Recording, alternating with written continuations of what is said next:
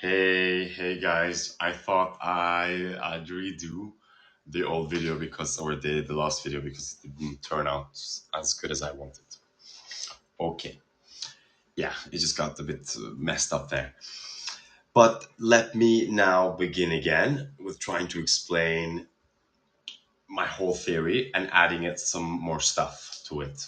Okay, first, I also want to add this video.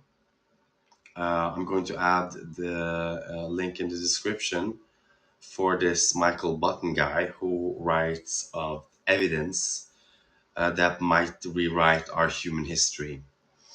And they postulate or say that we might have settled in Israel, yeah, in Israel, in today's Israel, perhaps 800,000 years ago.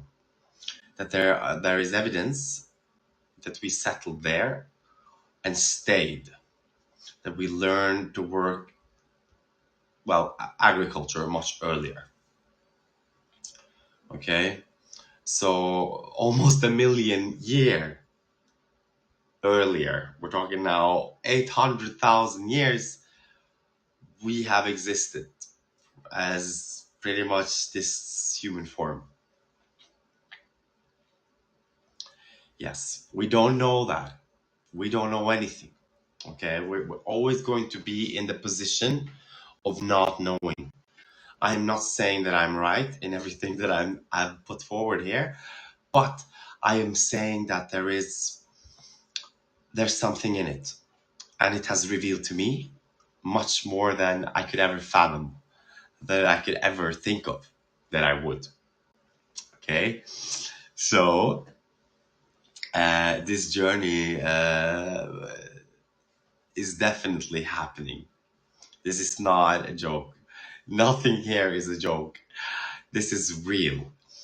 And I know that I might sound crazy sometimes in terms of, all the stuff that I've said, all the things that I've said to you so far. But there is no other way to explain this. Okay, so just bear with me and we will go through what it is that I'm saying. Okay, now we are going to go back to the theory of original state being stillness. We did not speak. Okay, we did not speak. And then we learned some sounds. We learned some sounds because we inherited them from the animal kingdom, right? Okay, so look at this one. This one we inherited from the animal kingdom. Wa, wa, wa, wa, wa, wa, wa, wa. Okay. So this is the old root for water that we have inherited from the animal kingdom. If you say this sound many times, you will begin to get thirsty. Yes. So that is just another way of proving that this sound is biologically wired to us. Yes. Wow, wow, wow, wow. Okay. Well, I don't know. We don't know how old this is now. Okay, we don't know how old anything is now. We're just still in the state of we don't know anything. We're just going to use what we have. Just what we have. And what do we have? We have a body. We have a language. We have history.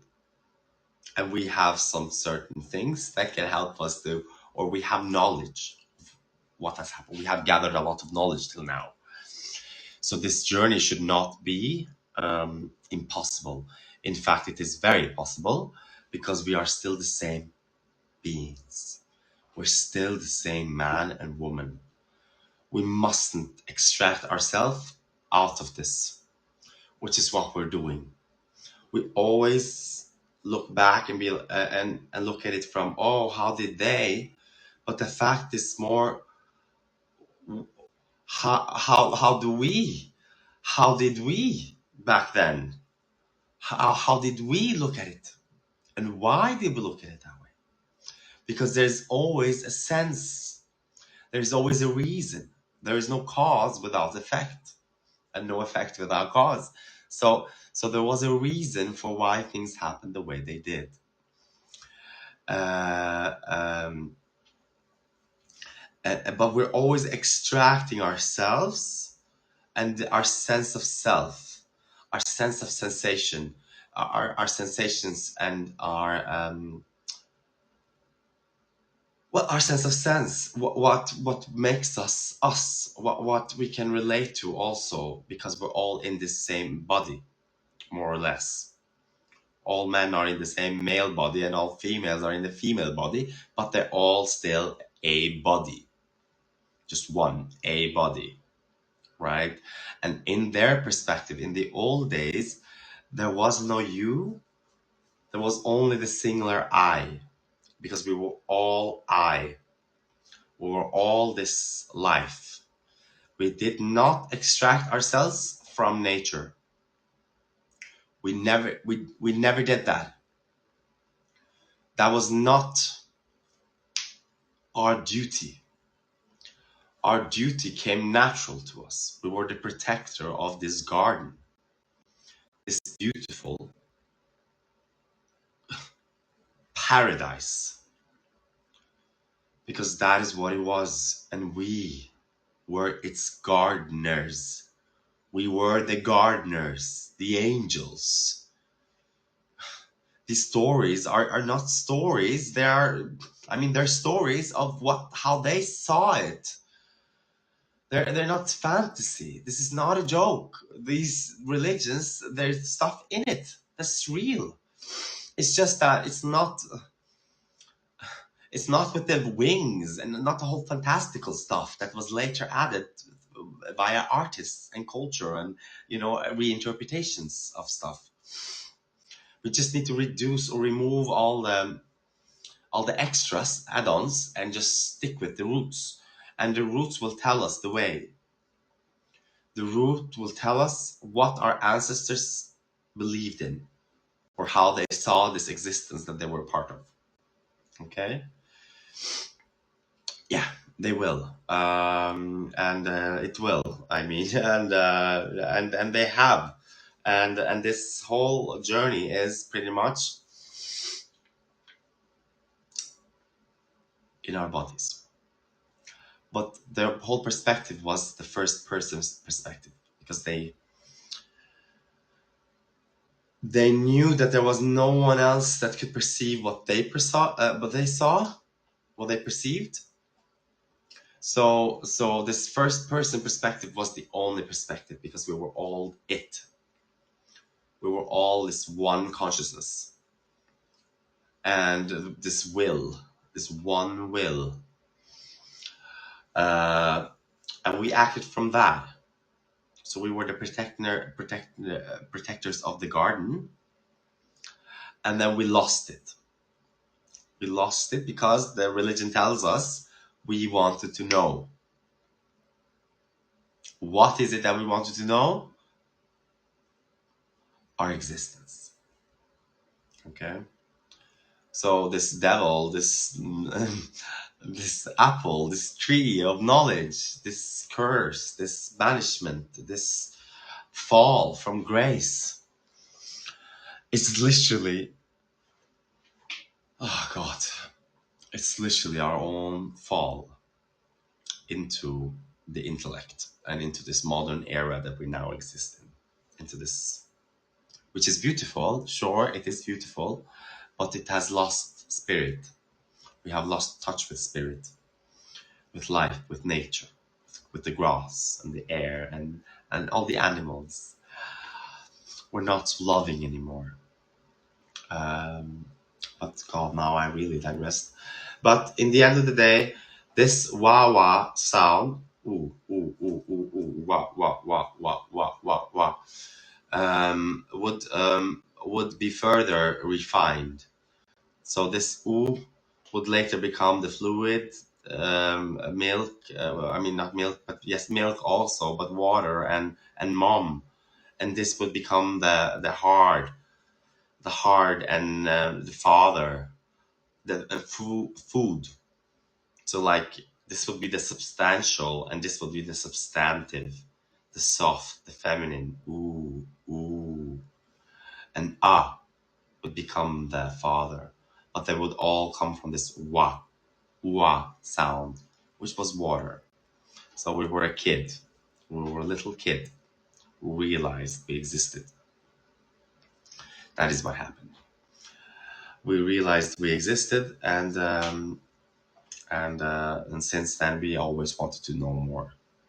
Okay, yes. So let's just look at it. Let's just bring it back because we have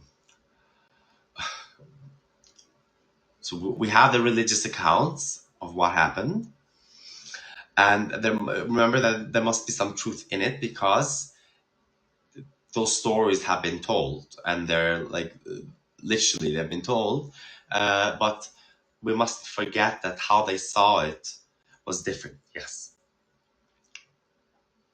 and well, yes. Okay, now this is a bit difficult now because we have this whole external experience of water, of wow baby cries, but we also have then the internal realization. So now I don't really know what came first. I mean, I think I my my my sense of sense tells me that this is it.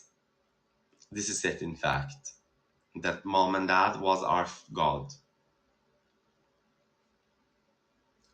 Mom and dad was everything to us. And we loved our mom and dad. It was they were the first thing we saw, right? And they would follow us. And you know, when you were a kid, when you were little, when you're a baby and your eyes haven't developed, and your baby looks at you, all I see is this blurry light, this father, this little face, all in light. So so so mom and dad was God, was light, were the protectors, were the love, what kept us safe. And yes, and that is how we would then later develop. It seems as though we understood then that we have a mom and a dad, and that we are, because we came from them. And then this would then later develop to the fire. Oh God, yeah, my body is just, I've had so much goosebumps throughout these months now that it's like I don't have anything in me anymore. I'm just emptied. So okay, so now this then begins, this fire, this realization of fire. Okay, because it wasn't only fire, the actual external thing we realized, but this fire was something that moved us, that fascinated us, because we would look at it and it would begin this whole trail of almost that trance of a meditation, where we would look and look and look and look and look at this flame for a very long time and see that it doesn't really, it never ends. And it's, so it was a magical thing. It was a very magical thing. And then this fire or this light, this warmth, this protectiveness, this energy would then later be associated even with their self, because they were also this warmth and this energy and this fire. So, which then tied it up to the stars, and which led to this whole journey, this quest to find out who we are, where we came from, and what it all is. And yes, and that would lead us to creating the pyramids and to begin counting the stars and looking at their location and trying to figure out what they are. Because we viewed ourselves as light. So we must have come from the stars. Or we were the manifestation of the stars. Whew, yeah. It's like the stars are dreaming, right? Or that each star out there represents a living being. Who knows, right? Okay.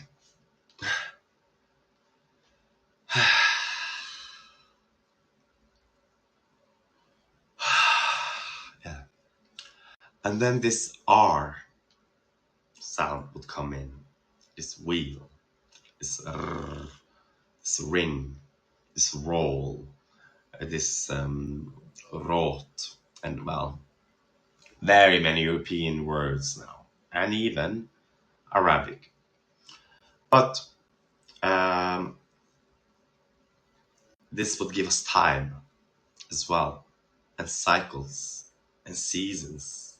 This would give us the whole calendar, because with the wheel now, we could measure shadow and measure the distance of the sun. We can measure the movement of the sun. So creating the first foundation for measuring time.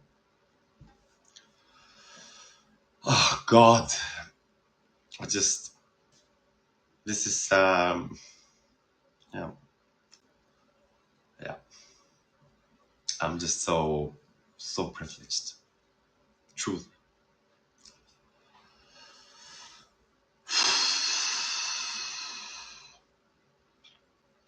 Okay. So this was another thing that I also wanted to show you in terms of, like, this is linear B Greek. And I did say something about it in the last video, but not as good, because I lost the mouse.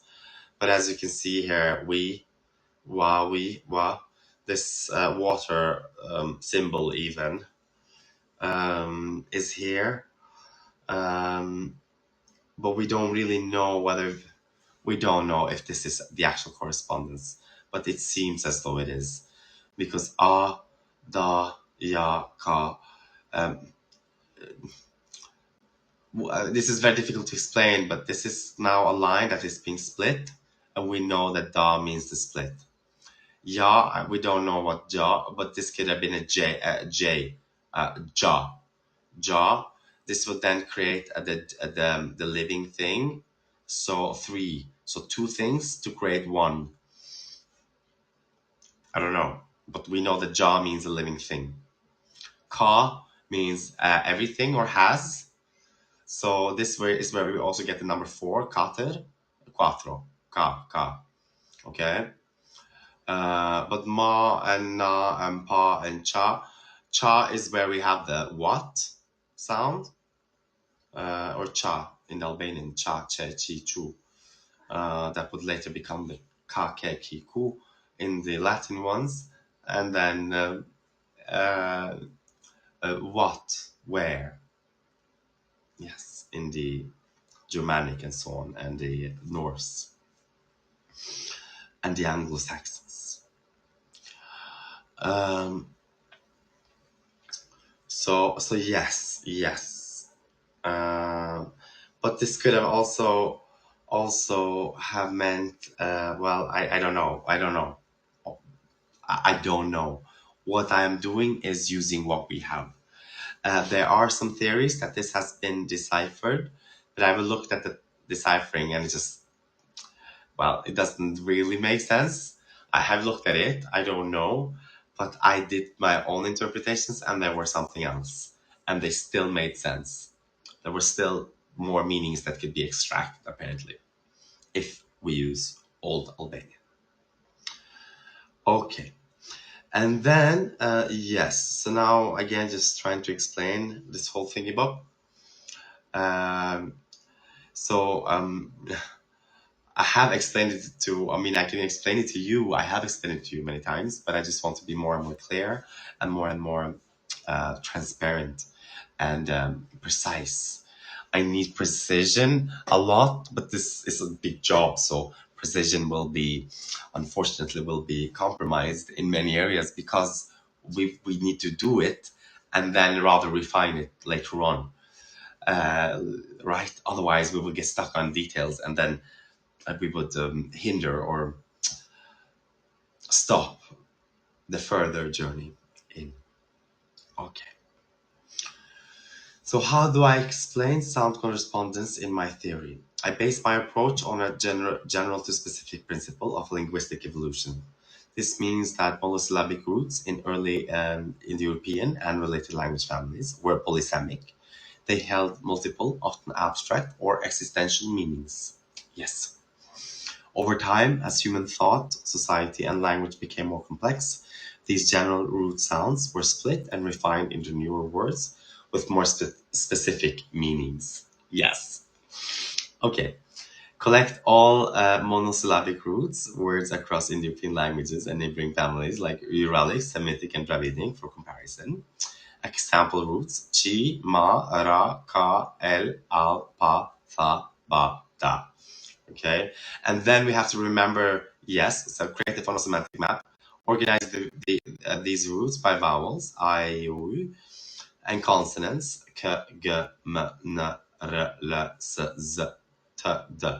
Okay, map their semantic fields, ra, light, motion, order, ma, hold, mother, measure, chi, life force, union, essence.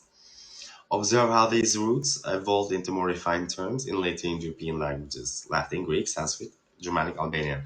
Show how polysemic roots branched out to create mouth from mat, rein, recht, ruler from ra, elu, al, ilum, ul, el, essence, life, light, God. Okay? So language grew from inside out, not by attaching words arbitrarily to things, but by differentiating complex meaning from primordial sound. Each sound was like a seed, and civilizations cultivated it differently. Yes.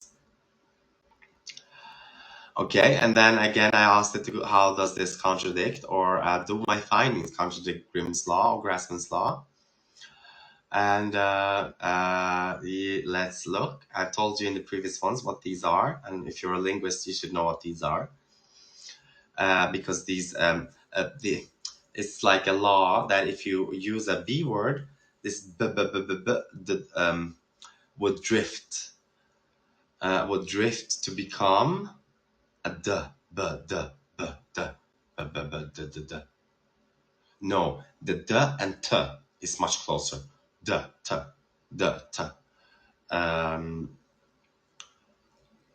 Yes, because what it's seeing is showing like a b and h, so b becomes a b, a clear b, and the becomes a d, and j becomes a g, right? Like so that is what we know. We know that, and we see that. And yes, so my theory focuses on monosyllabic root sounds, their semantic load, how they evolved conceptually from general to specific, how phonetic clusters reflect thought and consciousness. This is a semantic and philosophical model, not a phonological rule-based model. So why they don't contradict? Tracks my theory tracks meaning evolution. Okay, meaning evolution.